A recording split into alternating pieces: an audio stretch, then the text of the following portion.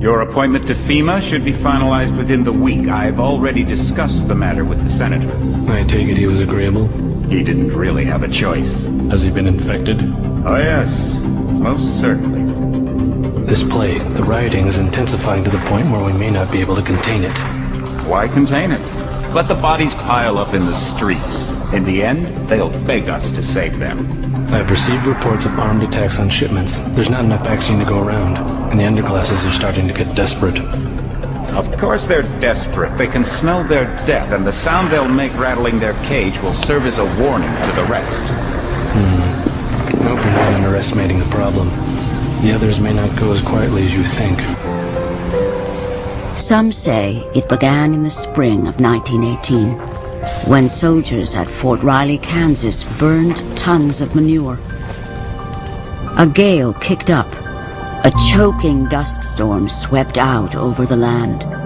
A stinging, stinking yellow haze. The sun went dead black in Kansas.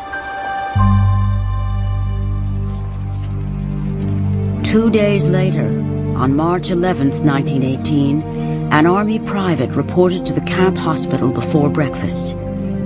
He had a fever, sore throat, headache, nothing serious. 1 minute later, another soldier showed up. By noon, the hospital had over 100 cases. In a week, 500. That spring, 48 soldiers, all in the prime of life, died at Fort Riley. The cause of death was listed as pneumonia. The sickness then seemed to disappear, leaving as quickly as it had come. 1952 marks the end of the transition from John D. Rockefeller Jr. to his sons. It's from that point on that the brothers generation begins to have the recognition, visibility, and effective control over things that allows them to do the kinds of things they want. The brothers were anxious to have the money, unlike their father, for whom the money had been associated with such evil, fraught with such peril. There was a kind of a sense that this money could be used for personal ends now to pursue their professional and social objectives.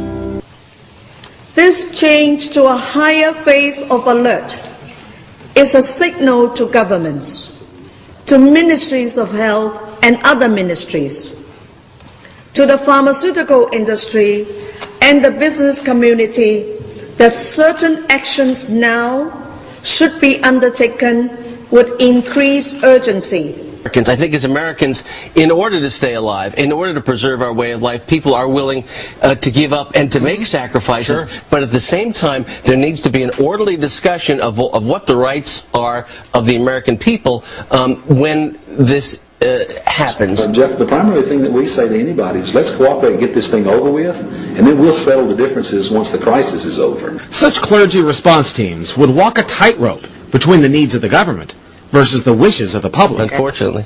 Plus a possibility of martial law, but that's a whole nother conversation. Another road, not going there.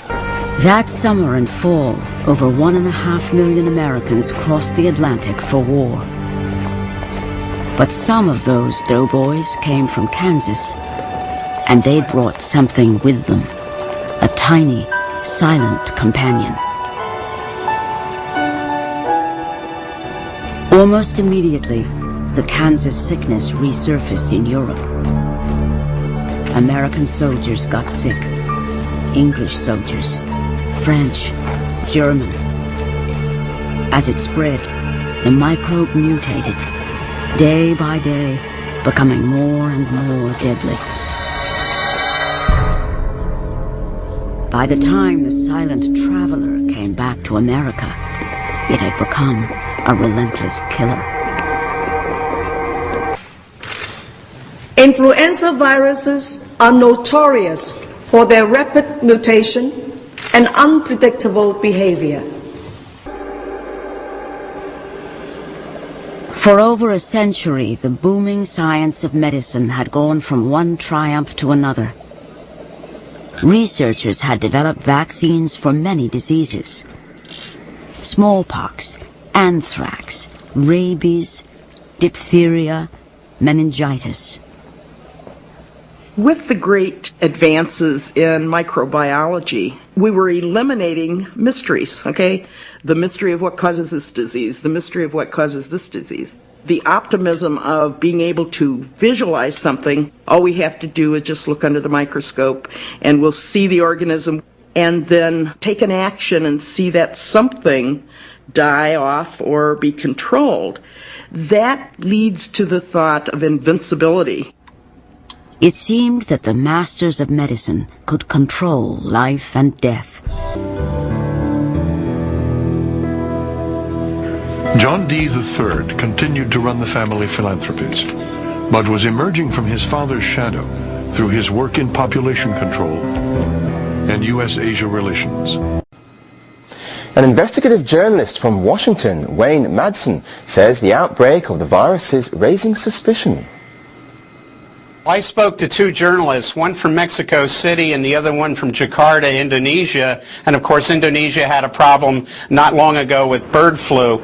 Both these journalists have been in touch with UN and World Health Organization officials, including a scientist who's dealt with Ebola virus and HIV/AIDS in Africa. And it's their conclusion, these scientists who they've spoken to, that this is a very unusual form of flu because it looks like it is a product of some gene splicing. The flu contains elements of bird flu, two forms of human flu, and various forms of swine flu. To them, it doesn't look like this is naturally occurring. The other thing is the target for this flu, as opposed to other flus, it's not the very young and the very old. It's people between the ages of 20 and 45.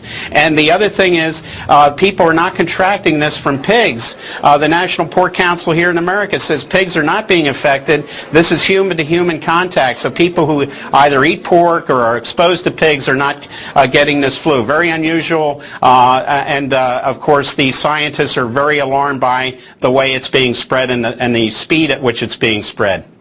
Here at Sandringham in Norfolk, the Duke of Edinburgh has managed a 20,000-acre royal estate for more than half a century. It's allowed him to pursue one of his great passions, conservation. No, there's a couple of French partridges these days. These are the sort of things we breed. They're incredibly stupid birds. They will run it, but in front of the car. Yeah. Go on, you silly animal. She got outside of it, mustn't it? I think we probably, hopefully, we left him or her behind. That was her. Yeah. We've got to stabilize the population. When I was born, there were so what's wrong with the population? I mean, with too many people. That's why we have global warming. We have global warming because too many people are using too much stuff. But if there were less people, they'd be using less stuff. The Duke sought allies of every sort to spread the environmental message. He even lobbied the Pope. But you also had this idea that you brought conservationists and leaders of religions together. Was that much later? Yeah. Much later. And the idea behind that was? It seemed to me that most religions attributed the world to some special creation. And I said, well, look, if you believe that God created the world, you ought to take an interest in its well-being.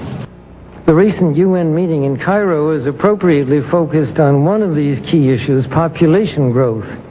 But the controversies which have erupted at the conference illustrate the problem of coming to grips with issues that are deeply divisive and which have a profound moral dimension.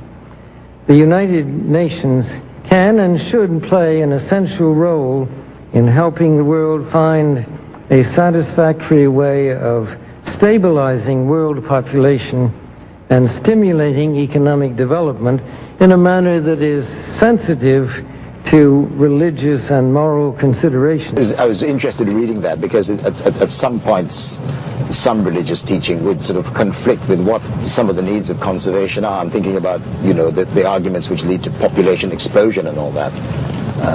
Well, no, the consequences of population explosion is what matters. How did they get around that? Well, we didn't.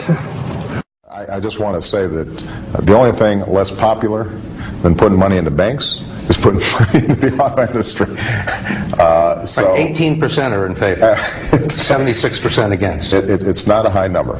You're sitting here and you are laughing about some of these problems. Are people going to look at this and say, I mean, he's sitting there just making jokes about money? How do you deal with it? I mean, explain your mood and your laughter. Yeah, I mean, there's got to be a punch drunk? No, there's got to be a little gallows humor to get you through the day.